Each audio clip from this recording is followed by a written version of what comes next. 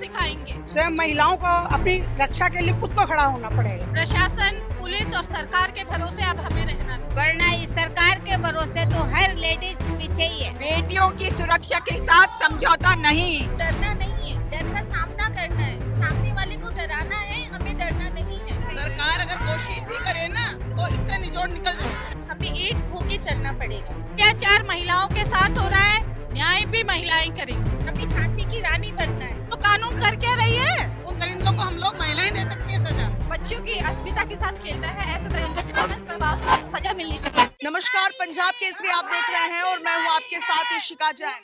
विजयनगर ब्यावर के बाद अब राजस्थान की राजधानी जयपुर की पॉलिटेक्निक कॉलेज में छात्रा द्वारा अपने ही टीचर के ऊपर धर्मांतरण और दुष्कर्म जैसे आरोप लगाए गए हैं, जिसके बाद में राजधानी जयपुर की महिलाओं में आक्रोश व्याप्त है। और इसे लेकर के आप देख सकते हैं कि आज महिलाएं सड़कों पर उतरी है और अपना विरोध उस मामले को लेकर के दर्ज करवा रही है।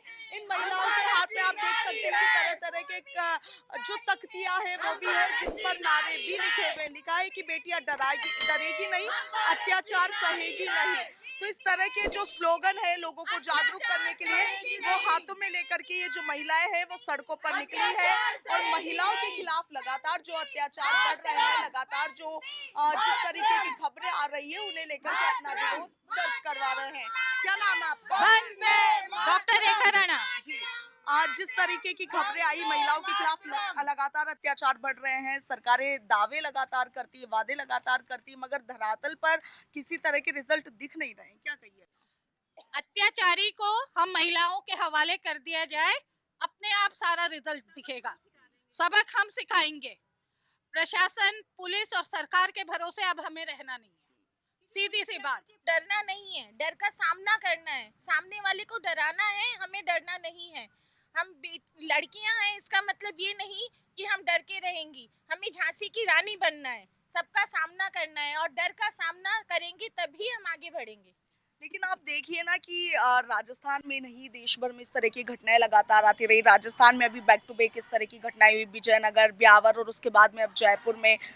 क्या किया जाना चाहिए? सरकार की तरफ से क्या कदम उठाए? सरकार की तरफ से तो अब जितना कर सकती हूँ सरकार करती है, लेकिन अब हमें स्वयं को खड़ा होना पड़ेगा। स्वयं महिलाओं को अपनी रक्षा के लिए खुद को खड़ा होना पड़ेगा, तभी मतलब इसका सोल्यूशन निकलेगा। सबसे मेन ये है कि हमें एक होके चलना पड़ेगा, बंटना नहीं पड़ेगा, हमें एक होके चलना पड़ेगा। बिल्कुल सीधी सपाट बात। अत्याचार महिलाओं के साथ हो रहा है, न्याय भी महिलाएं करेंगी। अब सरकार, प्रशासन और किसी के भरोसे नहीं रहना है। एक बार आप हमारे हवाले कर दीजिए, दूसरी घटना होगी नहीं। लेकिन कानून तो हम अपने हाथ में नहीं ले सकते हैं ना। तो कानून कर क्या रही है? कानून कर क्या रही है? आप ही बताइए ना। आज आपके साथ हो जाएगी, मेरे साथ हो जाएगी, कानून के भरोसे रहेंगे 3, 4, 5, 6 साल? ऐसा हो सकता है? तुरंत फैसला हो जाना चाहिए, उसके बाद सब ठीक हो जाएगा। ज्यादा से ज्यादा ही बढ़ रहा है, इसको कम कैसे किया जाए? अगर सभी महिलाएं एकजुट रहेगी तो ये कुछ हल हो सकता है, वरना इस सरकार के भरोसे तो हर लेडीज पीछे ही है। महिलाओं के खिलाफ लगातार अत्याचार बढ़ते जा रहे हैं, सरकार तमाम कोशिशें कर रही है मगर नतीजे निकल नहीं। सरकार अगर कोशिश ही करे ना तो इसका निचोड़ निकल जाए। सरकार अंतर आत्मा से चाहे ना इसके निचोड़ में इनको सजा देना। सरकार ऊंचा हाथ कर दे, अगर इनके बस की बात नहीं है सरकार ऊंचा हाथ कर दे, हम महिलाएं दे सकती हैं उनको सजा। उन दरिंदों को हम लोग महिलाएं दे सकती हैं सजा। ऐसे दरिंदों को सजा देनी चाहिए, क्योंकि माता पिता अपने बच्चों को शिक्षा के लिए भेजते हैं, वही दरिंदा बच्चों की अस्मिता के साथ खेलता है। ऐसे दरिंदों को तुरंत प्रभाव से सजा मिलनी चाहिए। बेटियों की सुरक्षा के साथ समझौता नहीं। बेटियों की सुरक्षा के साथ समझौता नहीं होगा और जो पीड़ित छात्रा हैं उनको सुरक्षा देना होगा और जो महिला विश्वविद्यालय हैं उन सभी पर इस तरीके की सुरक्षा पाबंद करनी पड़ेगी। तो आप देख सकते हैं कि महिलाओं में किस तरह से आक्रोश यहाँ पर नजर आ रहा है।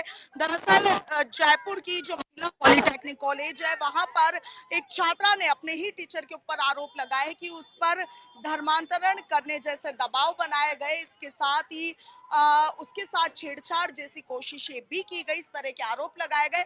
हालांकि इस मामले में पुलिस अपनी कार्रवाई कर रही है, मगर महिलाओं का जो आक्रोश है वो लगातार बढ़ता जा रहा है। महिलाओं का यहाँ पर साफ तौर पर ये कहना है कि जिस तरीके से लगातार अत्याचार महिलाओं के, लड़कियों के, बेटियों के खिलाफ हो रहे हैं वो अब हम सह नहीं सकते हैं।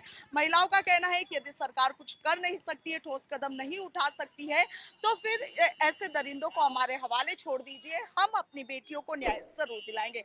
आपका क्या कुछ कहना है कमेंट सेक्शन में जरूर लिखिएगा। फिलहाल के लिए इतना ही। मैं आपके साथ इशिका जैन, वीडियो जर्नलिस्ट कृष्ण कुमार शर्मा के साथ, पंजाब केसरी, राजस्थान।